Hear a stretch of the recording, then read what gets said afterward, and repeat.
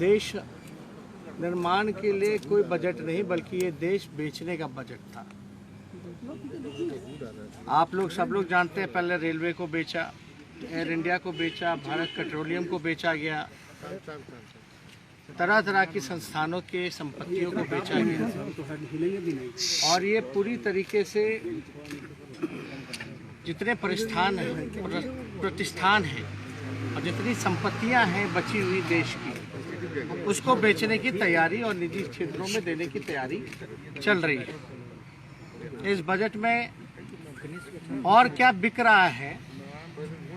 Gas pipeline है, stadium है, सड़क मार्ग है, वेयर हाउसेज हैं, जो देश की संपत्तियां रही उसको और बेचने की पुरजोर तरीके से तैयारी की जा रही है। आम नागरिकों का कमर तोड़ दिया गया है और केवल कुछ चंद लोगों का ही इस बजट में ख्याल रखने का काम भारत सरकार ने किया है। आप देखे होंगे कि बिहार में डबल इंजन की सरकार है और लोग कई एक बजट बिहार का देख लिया, भारत सरकार का देख लिया कि बिहार के लिए उन लोगों ने क्या किया। बिहार को पूरी तरीके से ठगने का काम किया गया और अद्भुत है, जब बिहार को कुछ नहीं मिल रहा था तो बिहार से जो जीते हुए 39 सांसद हैं वो केवल थपथपा रहे थे। बिहार को एक भी इंफ्रास्ट्रक्चर के लिए कुछ नहीं मिला, कोई विशेष पैकेज नहीं, स्पेशल स्टेटस तो दूर की बात है, लेकिन कोई चारों तरफ से दबे हुए एक काम ऐसा बिहार के लिए कोई योजना के तहत या कोई अलग बिहार को देखते हुए अगर कोई प्लानिंग अगर की गई होती तो शायद आप लोगों को, हम लोगों को खुशी होती, लेकिन बिहार को पूरी तरीके से इग्नोर किया गया। हम तो बिहार के मुख्यमंत्री से पूछते रहेंगे कि केवल हाथी हिलाएंगे या बताएं कि बिहार को इस बजट से क्या मिला।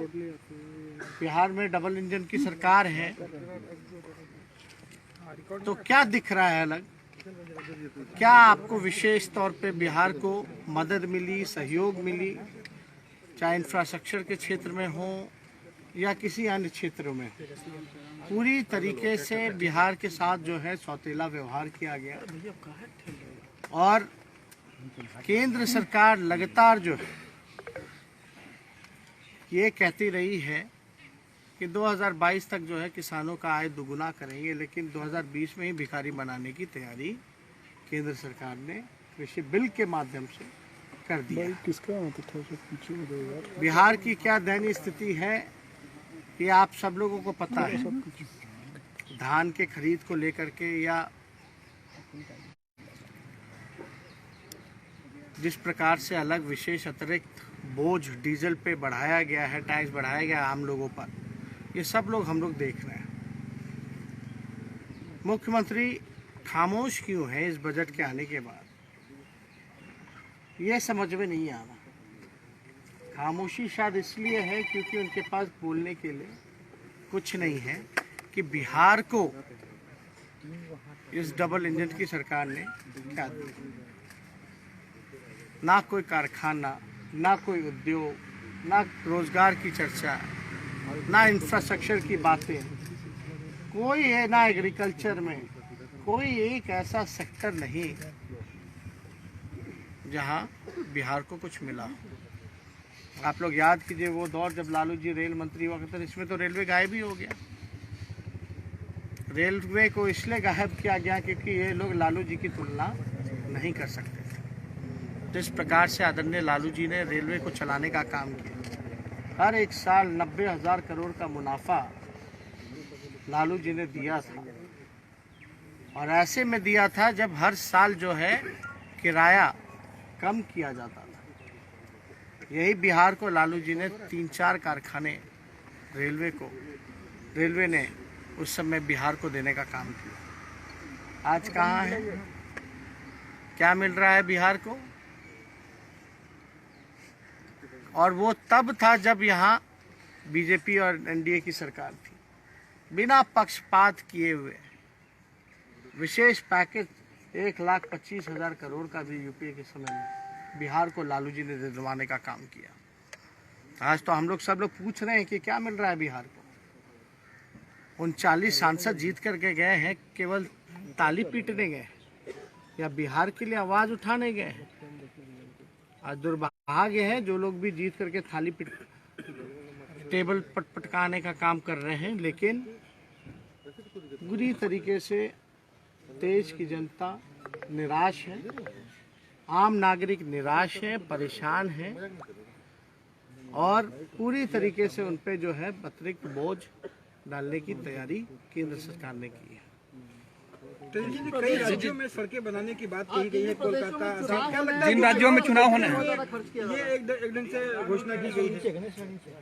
अब देखिए, इसमें समझदार को समझाने का कोई मतलब नहीं। सब लोग, आप लोग समझदार हैं और सब लोग समझते हैं। सामने देख चुनाव हाँ समझ रहे हैं। जहाँ जहाँ चुनाव है उसका बार बार चीख के नाम लिया गया, ये स्वाभाविक है ना। बिहार में भी वैक्सीन सबको मिल रहा था फ्री में। 19 लाख रोजगार जो है सभी लोगों को बिहार में मिल रहा था। आप तो इसकी चर्चा नहीं कीजिए, क्योंकि उनके अनुसार तो वो चुनाव में जुमला होता है। तो जहाँ जहाँ चुनाव है वहाँ केवल घोषणाएं की गई हैं, काम नहीं करना है। अपना काम बनता भाड़ में जाए जनता, यही बीजेपी और एनडीए सरकार का काम है। यहाँ भी लोगों को ठगा गया। क्या क्या नहीं कहा गया था कि क्या नहीं करेंगे, डबल इंजन की सरकार है, बिहार को विशेष राज्य का दर्जा, लेकिन पटना यूनिवर्सिटी को भी सेंट्रल यूनिवर्सिटी का दर्जा नहीं दे पाए। तो आप अंदाजा लगा सकते हैं एक नई यूनिवर्सिटी का भी निर्माण बिहार में इस बजट में नहीं है। ना कोई अच्छे अस्पताल, ना कॉलेजेस, ना कोई अलग इंफ्रास्ट्रक्चर की सुविधाएं, कुछ भी अलग बिहार में नहीं है। बिहार के लेके अब तो देश को ही बेचने की तैयारी है। हम लोग तो ये बार बार से कह रहे हैं, बजट ही नहीं बल्कि सेल था। ये देश के निर्माण के लिए नहीं बल्कि देश को बेचने का बजट और सेल था। और ये आप सब लोगों ने देखा होगा।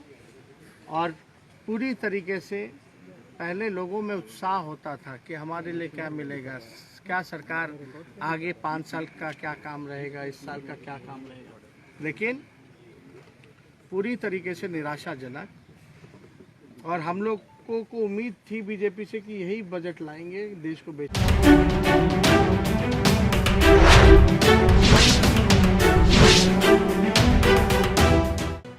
लेटेस्ट खबरों से जुड़े रहने के लिए हमारे चैनल नेशन भारत को सब्सक्राइब करें और बेल आइकन को दबाएं ताकि कोई खबर छूट न पाए।